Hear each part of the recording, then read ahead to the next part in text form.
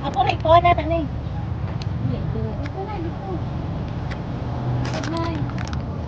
Nangyari mo mang kanay nga. Pambili ko ng gamot. Ay. Ilan yung tangkong nay? 15, 15. Anak ko nay. Anay. Salamat po. Wala akong mapa.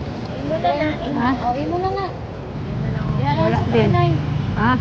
Sukle, niya. Oo, napakarami. Maraming salamat po. Salamat po.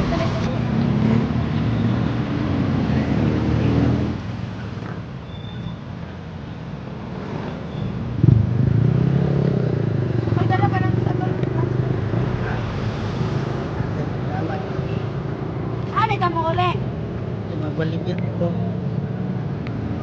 Kita na eh. May tubugan. Hari na na ka. Pa.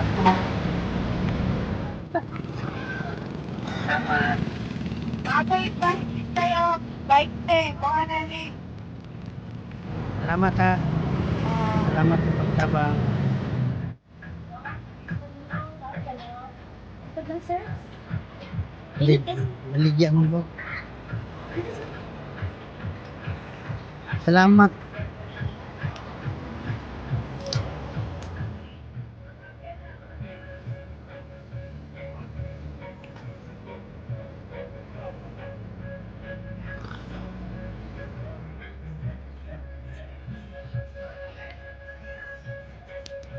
Salamat.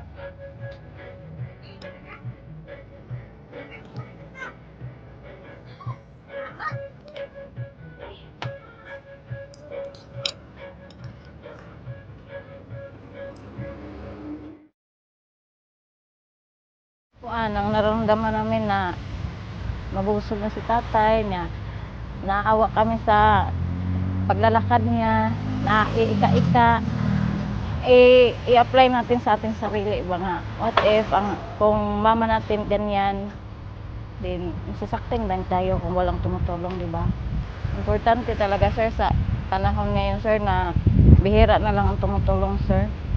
Ano dapat bayan? Ang awa at pagtulong sa kapwa. Kawawa naman, init. Tapos nagkaganyan. Sabi pa niya, may apo pa talaga siyang kakain. Kawawa naman. Siyempre, mga ana, igalang nato iray. Maagi magkaanak. Tapos, siyempre, maagi taana. Kahapi na to, may matapang pod. Kaso, dito pa lang daan siya, oh. Kawawa na.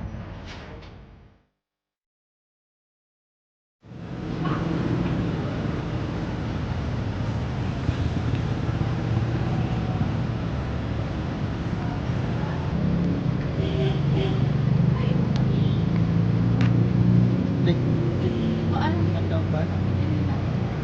Diyan. Salamat sa diyan.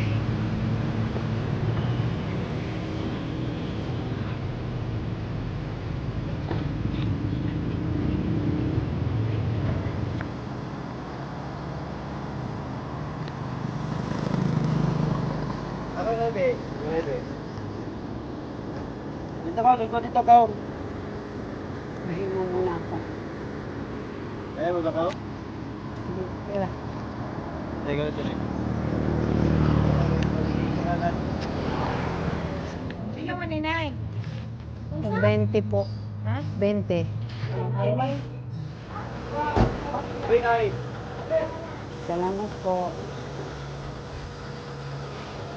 Salamat sa iyo. Salamat. Salamat po. Palitin mo po, anay, para nakay sa Salamat po. Sana anuhan kayo ng Panginoon. Kuha na ba yung ko, Nay? Sige. Salamat po. Bayara? Kaya na po. Ay, asa mo ka, Nay? Hindi ko. Ay, sa kusik. Oh, sa highway. Dire.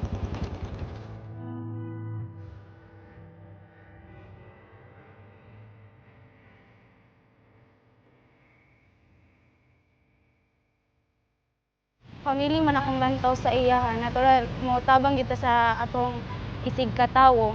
mahalagang tumulong sa kapwa, kusang loob na tumulong kahit walang kapalit.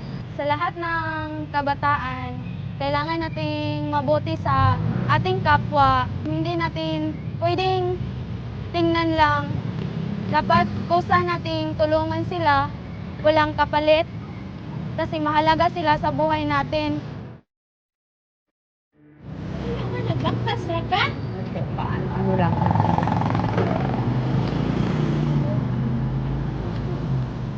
Hindi ako nang sa pupunta sa pharmacy. Sakay na lang ka. Sakay na lang ka ulit. Yeah. Sakay. Hindi na. Hindi na. Kaldong.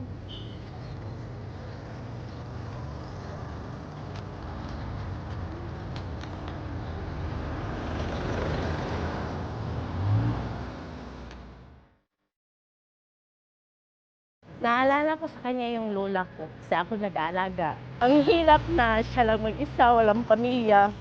Kung lola ko siya, aalagaan at aalagaan ko kahit hindi ko siya kano-ano. Kasi tao lang tayo eh. Importante, may respeto tayo sa kapwa natin. Lalo na sa mga magulang, lola, at kahit hindi natin kamag-anak kung kailangan nila ng tulong. Kahit na sabihin natin na mahirap kumita ng pera, importante makatulong.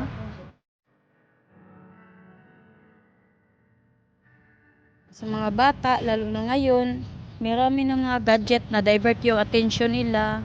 Magbigay din sila ng time sa mga magulang nila, sa mga lula nila, dahil hindi habang panahon na sa tabi sila. Pahalagahan ang bawat oras na kasama sila, buong pamilya. Dapat mahalin nila, dahil pag mawala yan, wala na.